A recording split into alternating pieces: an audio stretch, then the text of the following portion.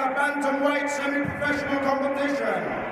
Fighting out of the red corner, weighing in at 135 pounds, but with a record of 1-0, representing Diesel Gym in London, Saleh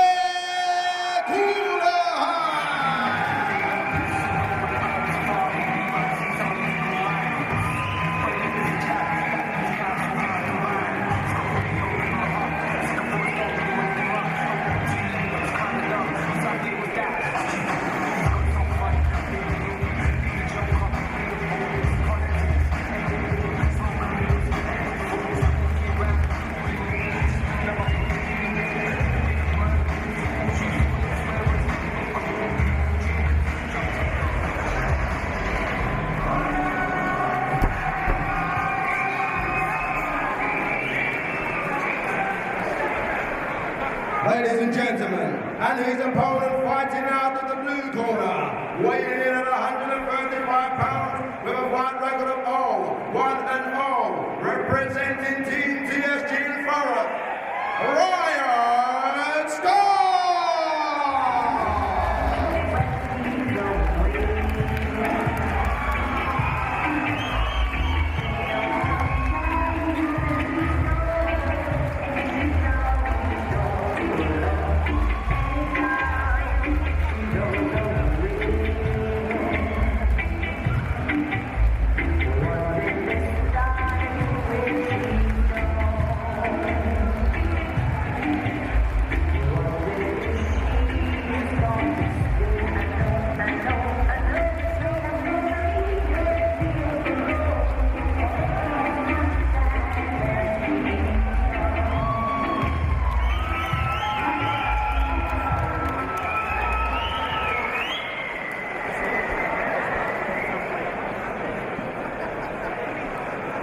Semi-pro here, Sally Coolican from the Diesel Gym London, 1 win and 1 loss against Ryan Scott from TSG Thurrock with just the 1 loss on his record. So again, Pierre, 2 relatively inexperienced young men here. Yeah, but it doesn't tell you how many countless hours they've put into the gym. Sometimes you got guys that come as amateur or semi-pro that have, been beasted in the gym hundreds upon hundreds of hours. So don't let the semi-pro rules fool you. And now, 2 very good camps as well in Diesel and TSG. Right now, Ryan Scott is a teammate actually of Danny Blundell, who we saw earlier in the card. That's right. We thought, to be honest, Blundell was unfortunate to lose that earlier on the card. Let's see how Scott fares. Nice hands and feet start from him as well, looking to chop low and a short right hand to Coolican that just missed. Both guys are showing good combinations. They're not throwing singles, they're throwing punches and bunches. Now we're seeing some clinch work by both. Ryan Scott, both guys, ooh, good leg trip attempt there by Salih. Yes, and they're testing each other's strength. And then that was a knee that suddenly got Salih Coolican to break the hold there. And there's, nice combination, but that left hook was the one that counted from Coolican. Now, I'll tell you what was impressive, though. However, Ryan Scott got touched hard. However, he had presence of mind to close down the distance, get a 50-50. Now he's in the recovery phase. And I'll tell you what, great combination there by Salih. However, very good recovery there by Scott. That's right. Both men very good and technical in the exchange, but it was that left hook from Coolican that did the damage. But as you said, when Scott immediately tied up, he followed up with a very good knee to the head that Coolican just avoided. Now, I don't know if you've seen this, but Coolican has gone to the well 2 to 3 times with that inside leg kick and a punch over the top. That one came up in spades. However, it looks like Scott has recovered. Both guys fighting for that clinch. You have Coolican in the red and Scott in the black. Tied up again, and all this time I think will give Scott chance to recover, and again just misses with the knee. I like the variety both these men have showed already. Coolican really putting his body behind that left hook, and that's the one that actually touched Scott in the jaw. Like, good punches there. Yeah, Superman attempt there, Pierre, that got them to tie up there, and it's Scott that wants to take it to ground this time. Now, Scott did what we like to call in my gym is a suicide takedown, meaning it's high risk. If you don't catch the sweep going to your back, you end up with your opponent either in that top position, and luckily he got closed guard. Now look at this here. Ooh, leg comes up and over, looking for possible omoplata. However, Kulikan wanting no part of that, steps up and out of that submission attempt.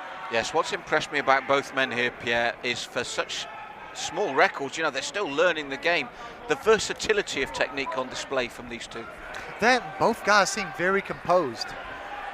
Yes, that's an addition as well, and good boxers. And this time, this exchange, it was Scott came off the better with the right hand. The right cross came over, and then that left knee comes up automatically. Now, good crossface there by Scott, pushing the head down of Kulikan. Kulikan almost eating the knee.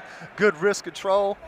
Look at the welting on the back leg, the left leg of Kulikan. Scott obviously making a connection with the leg kicks, elbow over the top. In many ways, it's a superb matchup, and the one thing I've noticed is both men are strong at the weight. And look at these guys, they're at peak condition, not an ounce of fat on either or fighter.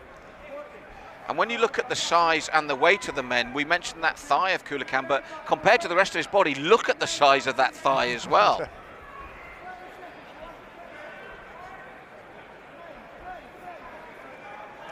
Now for me, Scott has stepped up his aggressiveness here, looking to bulldog Kulikan down to the mat. Both guys are in that 50-50, meaning each one has an underhook apiece.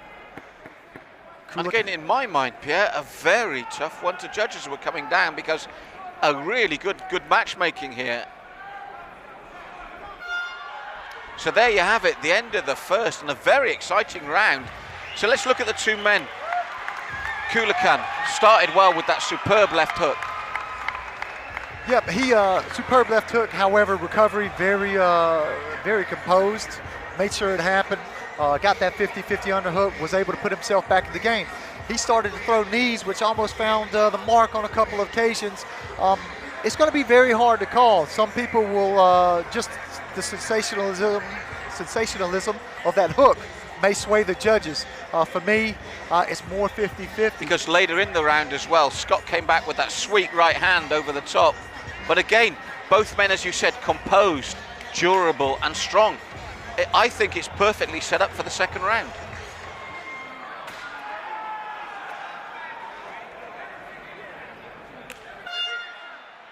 So here we go, second and final round, and we feel everything still to fight for. And again, good boxing from both men, nice movement. This time it's Scott that goes immediately for the takedown, doesn't quite get it. Now Kulikan very quick to take his back off of the cage. He's got a very high underhook. He's looking to make space. He wants to go back to the punches, and why not? He was successful in it. I'd like to see him go back to that inside leg, maybe a straight right cross, because it was working for him. Yes, and there's that knee attempt again from Scott, this time Kulikan aware.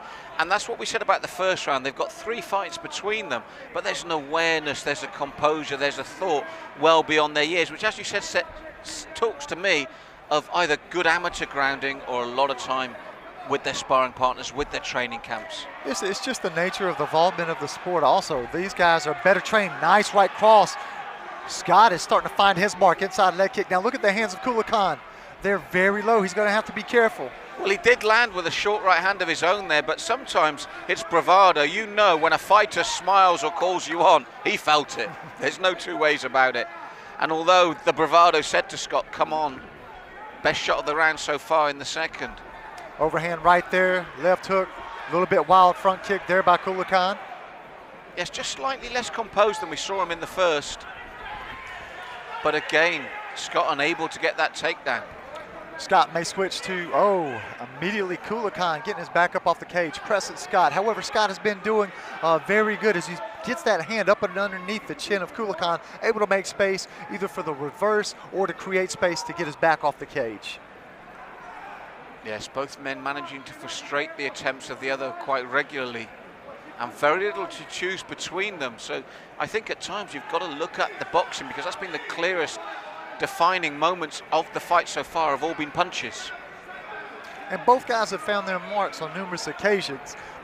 The bout hasn't really transpired on the ground as much as I thought it would because, you know, with mixed martial arts, generally 85% of the bout is fought on the ground. However, both of these guys are happy to stand up and bang, much to the delight of the fans here. Well, as you say that, down goes Scott with Kulikan on top there. And as you said, it's the first time in this round.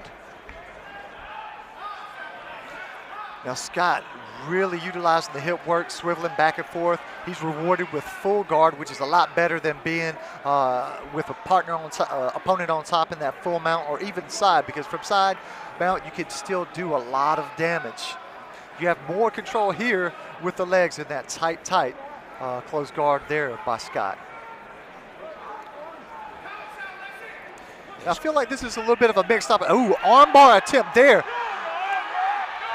It was almost leisurely, Pierre, the way the attempt went on, and Kulikan seemed totally oblivious to it at first. As you saw, he was very calm, he was posturing up, and we could see it happening, yet Kulikan, it was almost the way it sneaked up on him. And also Kulikan, for me, almost, you know, fell into that, meaning that he allowed himself that arm to be sucked in. However, miraculously, he's out. He ends up in Scott's butterfly guard. Scott trying to create some positioning by extending the legs. However, Kulikan, very good base. Once again, that leg goes up very high, looking for a possible go-go plata or omoplata setup here. However, Kulikan advances to that half guard position. Very good submission attempt by Scott. Very good submission defense there by Kulikan. Yes, it's been a very, very even match with, as I said, two young men that looked far more experienced than they are. Good elevator sweep there by Scott. Scott turns the hip out, moving into a possible armbar attempt, however, opted for a possible guillotine. Kulikan defends, get back up to the feet, and ladies and gentlemen, it's been just that kind of fight. Both fighters, back and forth transitions, heavy punches, everything that we want to see here at UWC. Well, Kulikan looking to the crowd, got his arms up. He feels happy with his performance. By the same token, I would feel no less happy if I were Ryan Scott. And for me, of the 3 fights we've had so far, we've had a stoppage. We had a first fight that we felt possibly, only on our opinion, might have gone the wrong way. This, for me, is really tough to call. Both fighters show true grit, composure, technique.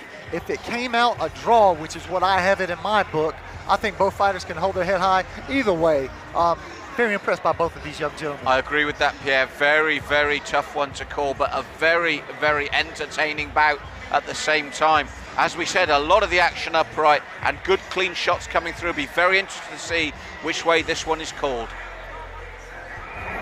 Ladies and gentlemen, we have a winner by unanimous decision. Your winner, Sally Kulikan! And please show your appreciation to our gallant runner-up, Ryan Scott!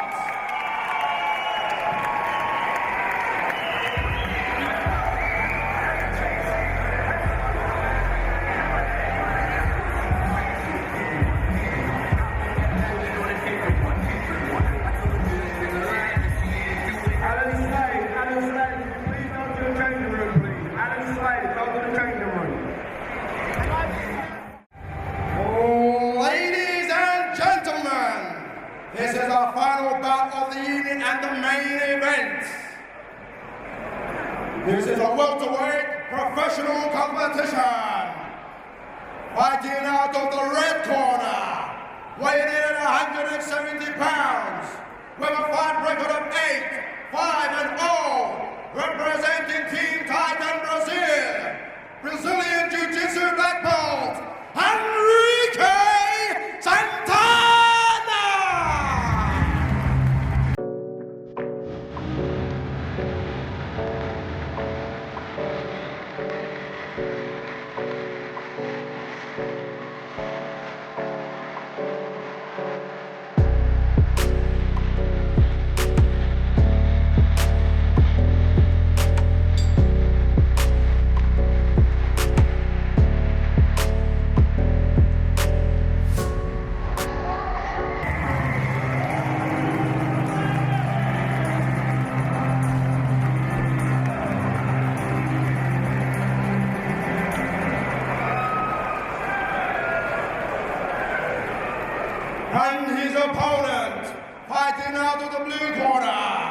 weighing in at 170 pounds, with a fight record of 13, 5-0, representing Team Kabul in Liverpool, UFC veteran, Paul Kelly!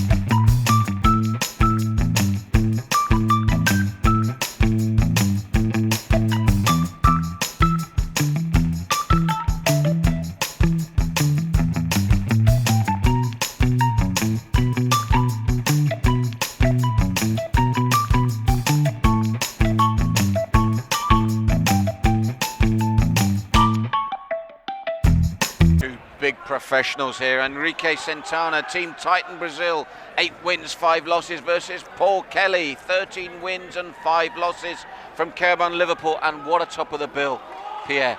2 veteran fighters, 2 excellent fighters, and it's a great way to finish the show. Well, here's the template, I'm going to call it. You're going to have Enrique Santana wants it on the floor, and you're going to have Mr. Kelly wants to keep it stand up. Now, let's put him in a cage, lock it, and see what happens. And again, Santana, I've seen on numerous occasions his wins and his losses, and he's a difficult opponent. Even when he's lost, he's been hard to beat. Goes for that single leg, as you said, set it up. Takes Paul Kelly to ground. Now look at this. He's a black belt jiu-jitsu stylist, and and Kelly's looking to get up immediately. He wants no part of the ground. However, he has to be careful because it looks like Enrique is possibly taking the back. Maybe a body triangle coming up here, or he opts for a single hook. Now he throws the other hook in. Dangerous times here for Mr. Kelly. Well, as I was saying earlier, before the action exploded, Enrique, even losing, is a dangerous opponent. He's a hard man to beat. And I tell you what, this is not where Kelly wants it to be. He wants it to be back up on the feet. I mean, I could think of 100 different places I would rather be than having a Enrique Santana Brazilian black belt on my back.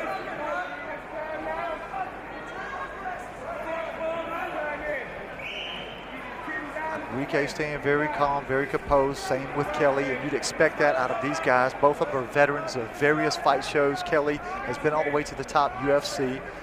Enrique, he wants what Kelly's got. That's right, and this could be a way of getting it. This will be a big scalp for Enrique Santana if he takes Paul Kelly here. And as you said, it's not where you'd not that where Kelly would want to be, not possibly where you'd expect him to be so early in the fight. Right. Now, you see Enrique consistently fishing for that to get the arm up and underneath the chin.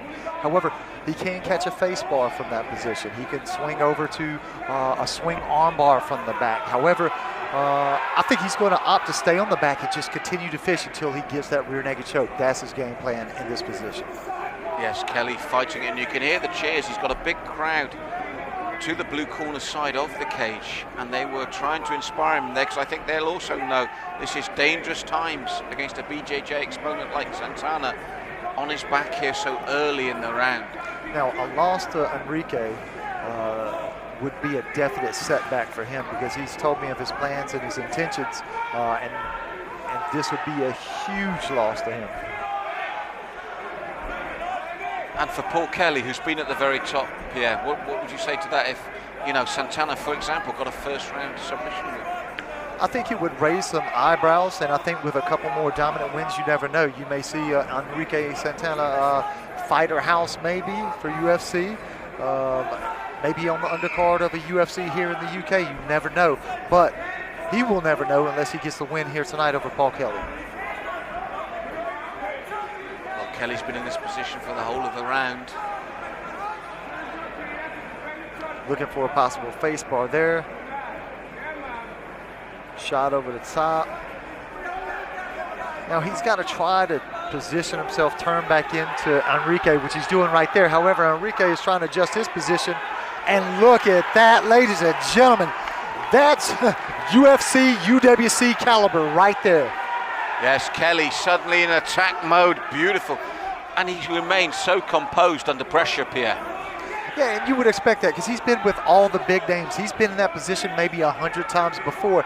This is his job. He does nothing else but defend triangle chokes, rear naked chokes. This is his craft, and he's very good at it. Now, psychologically, what would have that done to Enrique? A perfect opportunity there, and now he's having to defend. Well, it could do a number of things. He could look at it negatively, like, oh my God, what do I have to do to put this guy away? Or he could look at it at, I got to that position very quickly, very easily, I'll do it again. Yeah.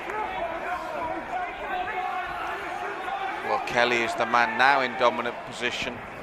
Yep. But Santana will be so dangerous off his back though, Pierre. Yeah, and he's always been good off of his back in every fight. Now look at that there. He's trying to position, push the arm back, get in that triangle position. However, he opts for, he's hooking the leg with his arm, trying to swing the other leg up and around for a potential arm bar attack. Palm to palm on face elbow there by Kelly. Ooh, now look at ooh. Now see, I'm like, ooh, because every time somebody does something quickly, like the swivel in the hips of Enrique Santana, Paul Kelly turns around and throws some heavy leather just as quick.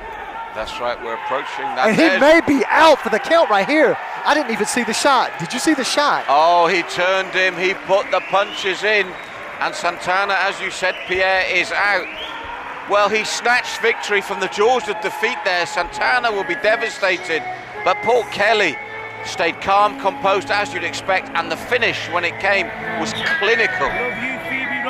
I think everybody in the crowd, including myself, was surprised because I didn't see. And then he continued a couple more big shots, and it looked like Santana was out. He'll get medically checked over here, and I tell you what, it's a little bit of a shame for me because I'd like to have seen more action. I would have liked to see more from both. However, a good fight for Paul Kelly. Yes, he did everything right, didn't he? He stayed calm in defense. He thought this is a really dangerous position for him. As soon as he reversed it, started to work when he saw the opening, it was clinical, and Santana's a tough man, and he was out. So a very, very good win indeed for UFC veteran Paul Kelly.